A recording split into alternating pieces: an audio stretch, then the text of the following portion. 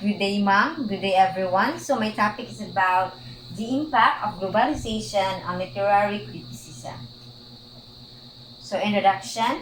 Globalization has significantly transformed various aspects of society, including the way literature is produced, consumed, and analyzed. In the context of literary criticism, globalization has led to the cross-pollination of ideas, cultures, and perspectives, reshaping how critics approach text and influencing the field's methodologies and focus areas. So, globalization has changed many parts of society, including literature. It affects how books are made, read, and studied. Because of globalization, ideas and culture mix together, which influence how critics look and understand text. For example, a literary critic might read a novel from a different country and use ideas from that culture to analyze it. So, ang kintahay, ang critic is magbasa siya og novel from another country para is makakompare siya, makanahuna siya kung say mga kanang culture nila o ilang mga bisag unsa nga backgrounds and experiences. Next is effects of globalization on literary criticism. First, a cultural exchange and multiculturalism. Globalization has introduced critics to a vast array of literary traditions and texts from diverse cultures. This cultural exchange had broadened the scope of literary criticism, allowing for more inclusive and multicultural approaches. Critics now explore themes like hybridity, cultural identity, and post-colonialism and more thoroughly. So, globalization has allowed critics to discover many different literary traditions and texts from various cultures. Wala gining ito ng pagka-globalize is ang mga writer is makakompare na siya unsay mga tradition o culture sa lain nga country paagi sa pagbasa og mga novel. So, for example, ani is ang critic is nagbasa siya og libro nga nag-combine sa elements from both Western and Eastern cultures. So ma-explore ni Jog how the characters struggles and identities in a world where different cultures meet and clash. Next is expansion of comparative literature. The interconnectedness fostered by globalization has expanded the field of comparative literature.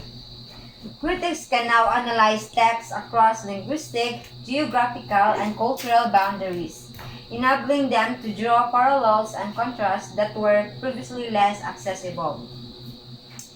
So, globalization has made it easier for critics to study literature from different languages. Tungkol sa globalization is mas easy na sa mga critics nga mag-study sa mga literature sa different nga languages, spaces, and cultures.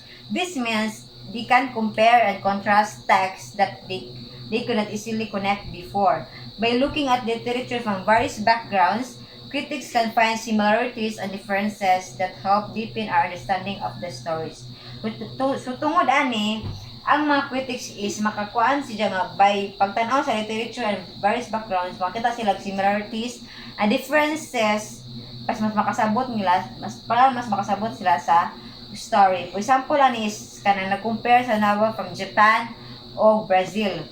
Makita sila nga kanang pareha sila mga deals with themes like family or identity, even though they come from different cultures.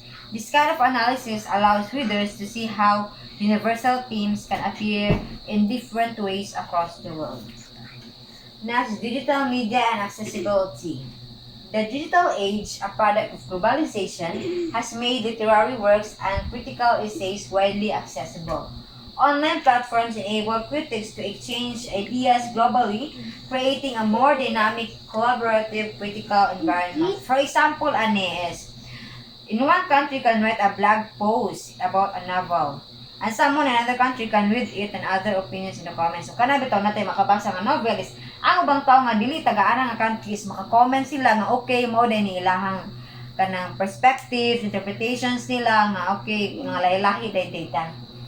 Next is challenges in cultural appreciation and authenticity. As globalization facilitates the blending of cultures, it also sparked debates about cultural appropriation and authenticity of representations in literature. Critics often analyze whether cross-cultural influences respect or exploit the source of material. So, next is emerging theories and approaches. First is post-colonial criticism. The global reach of literature has intensified the focus on post-colonial studies, emphasizing how colonial histories influence contemporary literary production and criticism. Next is eco-criticism. Global environmental concerns have led to the rise of eco-criticism, which examines how literature represents and responds to ecological issues. Third is world literature.